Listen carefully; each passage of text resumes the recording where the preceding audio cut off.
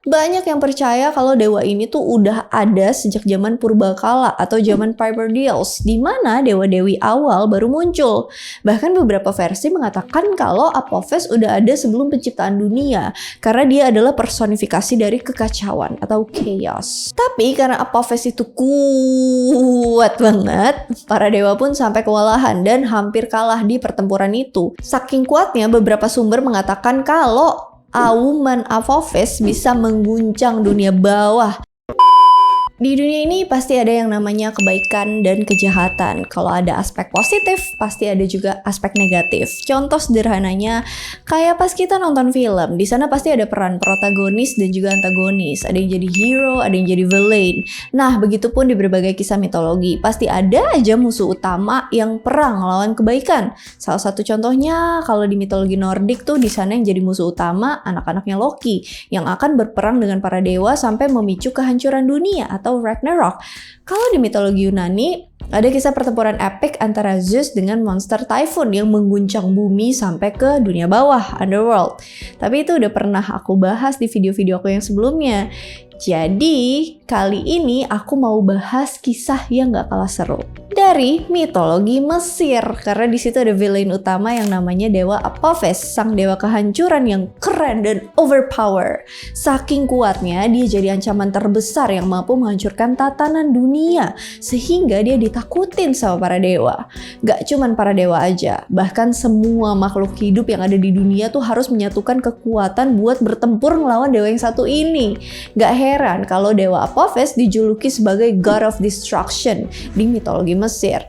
Nah, penasaran nggak gimana kisah lengkapnya? Yuk.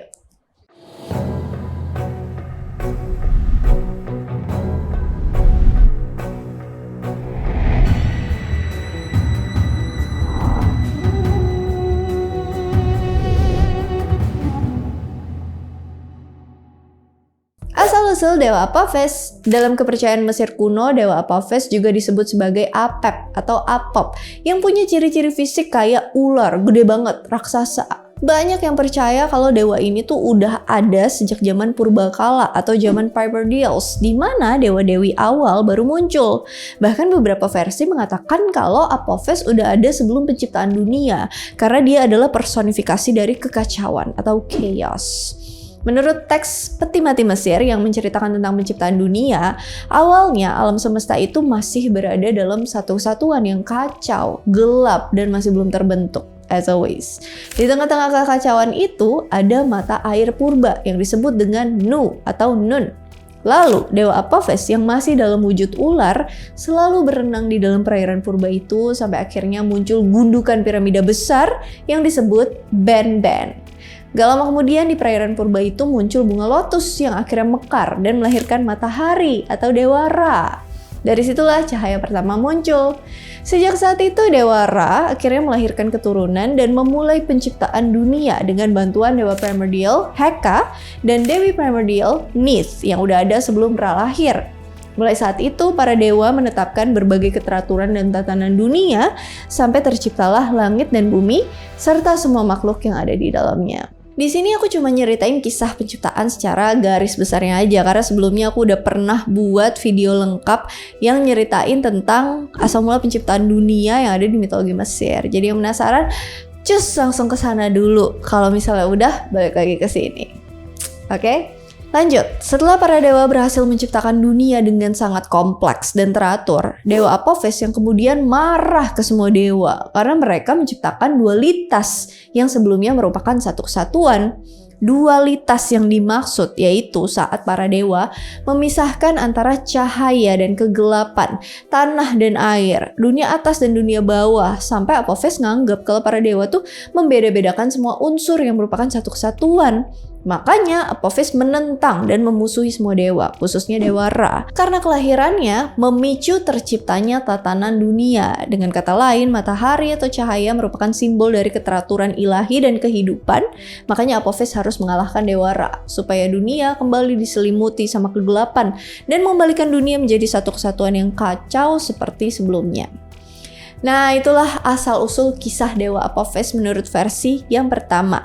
Tapi kalau menurut versi yang lainnya, Apophis ternyata bukan dewa primordial, tapi makhluk yang diciptakan sama Dewi Neith saat dia muncul dari perairan purba dan memuntahkan air yang ada di mulutnya ke gundukan piramida Ben-Ben.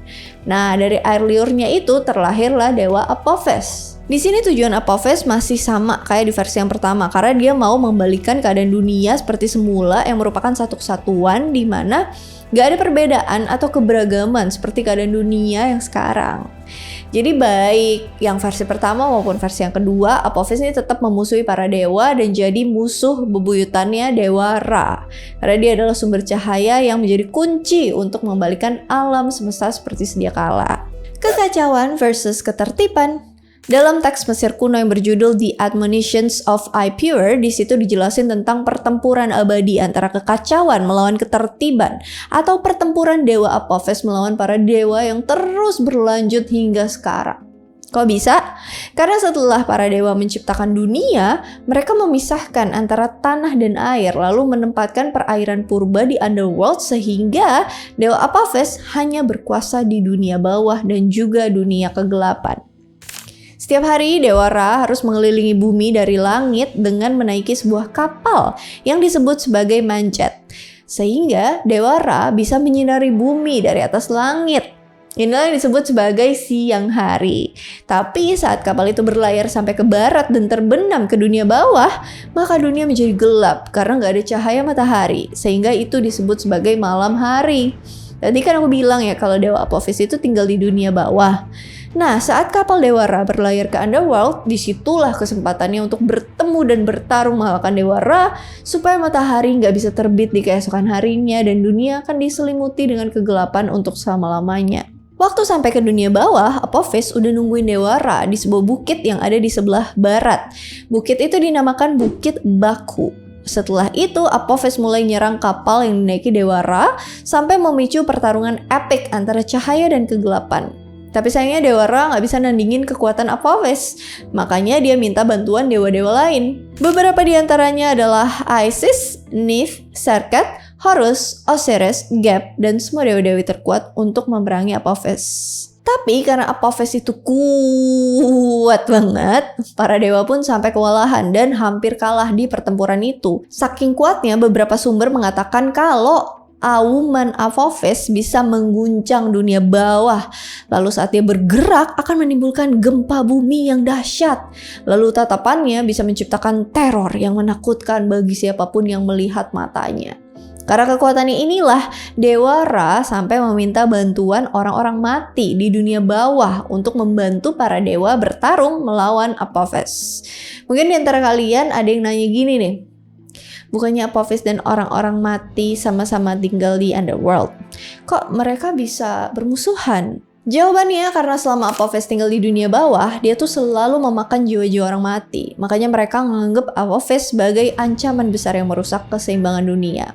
Karena itu, Apophis juga dijuluki sebagai Soul Eater atau pemakan jiwa. Karena Dewa Ra tahu kalau kekuatan Apophis ini sangat OP gitu ya, overpower. Makanya sebelum Ra berlayar ke dunia bawah, dia juga meminta bantuan manusia yang masih hidup di bumi buat nyalain api saat malam hari sebagai sumber cahaya, supaya Dewa Apophis nggak berkuasa di kegelapan malam. Dewa Ra bilang kalau manusia tuh harus tetap menjaga cahaya api itu buat menyala sepanjang malam, supaya sumber cahaya itu jangan sampai lenyap. Kalau cahaya api itu mati, maka Apophis akan naik ke dunia atas lalu mencegah matahari terbit dari arah timur. Intinya di sini, semua dewa dan semua makhluk yang hidup maupun yang mati bersatu untuk mengalahkan Dewa Apophis untuk menjaga kehidupan dan ketertiban dunia. Karena semua orang bersatu, akhirnya Apophis berhasil dikalahkan. Teks Peti Mati menyebutkan kalau dewa pertama yang berhasil melumpuhkan Apophis yaitu Dewa Set. Mereka berdua sempat berduel maut. Lalu pertarungan mereka memicu terjadinya badai petir, sampai akhirnya Dewa Set mengalahkan Apophis dengan senjata andalannya, yaitu tombak.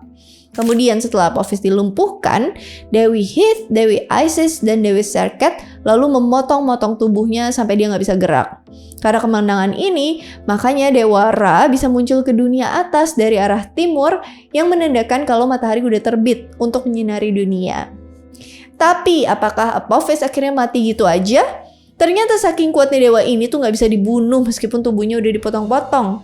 Karena dia hidup abadi. Makanya selama Dewa Ra berlayar menyinari dunia atas, tubuh Apophis kembali beregenerasi dan menunggu sampai malam hari, dan Dewa Ra kembali berlayar ke dunia bawah. Sehingga sekali lagi dia bisa berperang melawan para dewa dan membawa kegelapan ke seluruh dunia. Jadi peperangan ini tuh terus berlanjut dari dulu sampai sekarang. Setiap malam manusia hanya bisa menyalakan sumber cahaya dan berharap supaya para dewa bisa memenangkan perang, dan besok pagi matahari diharapkan akan kembali terbit seperti biasa. Orang-orang Mesir kuno percaya kalau cuaca berawan dan gerhana matahari merupakan pertanda buruk, karena itu adalah saat dimana Apophis mengalahkan Dewa Ra dan menelan matahari sehingga bumi jadi gelap selama beberapa saat. Jadi manusia harus berdoa untuk Dewa Ra supaya dia bisa menang dari kegelapan, dan sekali lagi cahaya akan bersinar dan menerangi dunia. Intinya, walaupun para dewa punya kuasa dan kekuatan besar, tapi mereka juga membutuhkan bantuan dan doa manusia. Karena itu para dewa Mesir selalu menghormati umat manusia. Mau versus Apophis. Pertarungan antara Dewa Ra dan Apophis juga muncul di versi cerita lain, di mana saat itu Dewa Ra baru aja selesai nyiptain dunia dan semua makhluk hidup yang ada di dalamnya. Setelah itu, Ra menetap di sebuah daerah yang dikenal sebagai kota Heliopolis. Di sana, Ra mulai membagi domain dan kekuasaan 9 dewa utama, yaitu Shu, Tefnut, Geb, Nut, Osiris, Isis, Set, Nephthys, dan Dewa Ra sendiri. Nah, ke-9 dewa ini kemudian disebut sebagai The Great Ennead of Heliopolis. Lalu Heliopolis jadi pusat penyembahan dewa matahari atau Dewa Ra. Menurut legenda, di tengah-tengah Heliopolis ada satu pohon suci yang pastinya udah nggak terdengar asing bagi kalian. Pohon ini dinamakan pohon kehidupan.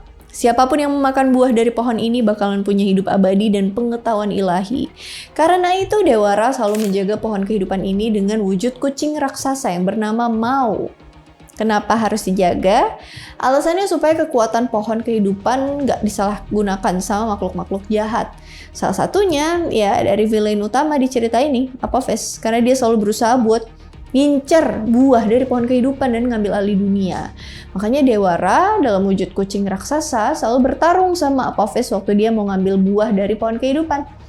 Jadi mereka terus berperang mati-matian sampai akhirnya Dewa Ra memotong kepala Apophis pakai pisau dan memenangkan pertarungan. Mau mungkin gitu ya suara kucing. Inti dari cerita ini sama aja seperti sebelumnya, yaitu pertarungan antara kebaikan melawan kejahatan atau cahaya melawan kegelapan, yang pada akhirnya kebaikanlah yang selalu menang, sehingga cahaya akan selalu bersinar. FYI, Dewa Apophis yang dideskripsikan memiliki wujud ular juga melambangkan kejahatan, karena di berbagai agama dan mitologi pasti sosok ular yang jadi musuh utama. Misalkan di agama Abrahamik waktu ular menghasut Hawa buat makan buah pengetahuan. Lalu yang kayak tadi aku bilang di awal kan, kalau di mitologi Yunani tuh ada monster ular raksasa yang jadi musuhnya Zeus, yaitu Typhon. Kalau di mitologi Nordik ada ular laut raksasa atau Jormungand yang akan jadi musuhnya para dewa di pertempuran besar Ragnarok. Musuh bebuyutannya Thor. Ritual untuk mengusir Apophis. Karena Dewa Apophis jadi villain utama di dalam mitologi Mesir, makanya orang-orang Mesir kuno tuh nggak ada yang ngelakuin penyembahan untuk Apophis. Bahkan mereka ngelakuin semacam ritual atau tradisi buat ngusir keberadaan Apophis dengan cara berkumpul di kuil-kuil sebelum matahari terbit. Lalu mereka membuat patung lilin dengan gambar ukiran ular. Setelah itu mereka meludahi patung lilin itu dan membakarnya sampai meleleh. Mereka juga memotong-motong patung lilin ular itu untuk memperingati kemenangan para dewa melawan Apophis. Tujuan ritual ini dilakukan sebelum matahari terbit, yaitu untuk menentang keinginan Apophis memadamkan cahaya yang akan terbit di pagi hari. Selain itu, cahaya lilin juga berfungsi buat manggil cahaya matahari yang muncul dari arah timur. Jadi orang-orang Mesir kuno emang pada nggak suka sama dewa satu ini karena ya dia melambangkan kekacauan, kehancuran, dan juga kegelapan yang merusak kehidupan dan tatanan dunia. Terus ritual-ritual yang tadi itu dilakukan dengan tujuan buat mendorong pemahaman bahwa manusia juga memainkan peran penting dalam sistem kehidupan alam semesta. Jadi benda-benda di langit, khususnya matahari, bukan hanya objek impersonal biasa, tapi mereka juga punya karakter dan tujuan untuk menjamin kelangsungan hidup manusia. Makanya saat malam hari diperlukan dukungan dari masyarakat buat memastikan kalau besok pagi mereka bisa melihat matahari kembali terbit dan memancarkan cahaya kehidupan. Ritual ini bertahan cukup lama, mulai dari zaman Mesir kuno sampai pada akhirnya ajaran agama Kristen muncul di Mesir sekitar abad ke-4 Masehi. Mulai saat itu, orang-orang Mesir lama-kelamaan meninggalkan tradisi dan ritual di kuil-kuil dan beralih ke ajaran agama Kristen.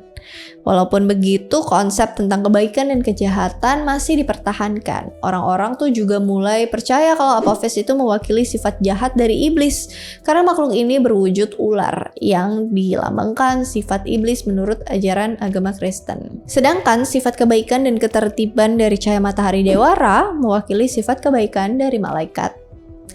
Jadi, itu dia kisah tentang sang dewa kehancuran di mitologi Mesir. Gimana? Gak kalah keren kan dari kisah-kisah mitologi lain? Walaupun Apophis dulu dianggap sebagai musuh para dewa yang membawa kehancuran, bahkan mereka sampai membuat berbagai ritual buat ngusir dia, tapi tetap aja ada beberapa orang yang menghormati sosok dewa ini. Misalnya Raja Apepi yang memerintah beberapa bagian Mesir Hilir selama periode menengah kedua atau sekitar 1650 sebelum Masehi. Nggak cuman itu, di zaman dinasti Mesir ke-15 ada juga seorang penguasa Mesir dengan nama yang sama, yaitu Raja Hyksos Apepi yang memerintah dari tahun 1575 sampai 1540 sebelum Masehi. Dari namanya aja kita udah tahu kalau nama mereka berdua emang diambil dari nama dewa Apophis. Selain itu, ternyata Dewa Apophis juga muncul dalam salah satu karya pop fiksi, yaitu di film Gods of Egypt tahun 2016. Sama kayak di mitologi aslinya, di film ini setiap malam tuh Dewa Ra selalu berperang di atas kapalnya buat melawan Apophis dalam wujud ular kegelapan raksasa yang akan ngancurin dunia dengan kegelapan dan kekacauan. Buat yang belum nonton, coba deh kalian nonton filmnya karena lumayan keren dan sangat relate dengan yang suka cerita mitologi Mesir. By the way, sebelum aku akhirin video ini, ada satu fakta menarik tentang Apophis. Di tanggal 13 April tahun 2029 nanti, ilmuwan memprediksi bahwa akan ada sebuah asteroid yang melintas dengan jarak yang sangat dekat dengan bumi. Bahkan ada kemungkinan kalau asteroid ini bisa aja nabrak permukaan bumi. Nah, karena alasan itulah makanya para ilmuwan menganggap kejadian ini berpotensi menimbulkan bahaya dan jadi pertanda sial bagi planet bumi. Makanya asteroid ini dinamakan asteroid Apophis, sesuai dengan yang ada di mitologi Mesir sebagai pembawa kehancuran bagi dunia. Alright, that's all about Apophis. Kalau misalnya ada yang mau di-request, ada yang mau ditambahin, ada yang mau didiskusikan di kolom komentar, monggo silakan. Jadikanlah forum untuk saling berdebat sehat dan saling berbagi informasi. Mari kita terus sama-sama belajar. As always, thank you so much for watching. I hope you guys like it and I'll see you again on my next video. Bye! Saking kuatnya, beberapa sumber mengatakan kalau intinya di sini semua dewa dan semua makhluk hidup yang mati, hidup yang mati. Makanya selama Dewa Ra berlayar menyinari dunia atas, dimana saat itu Dewa Ra baru aja dan menembaknya, menembak nggak tuh?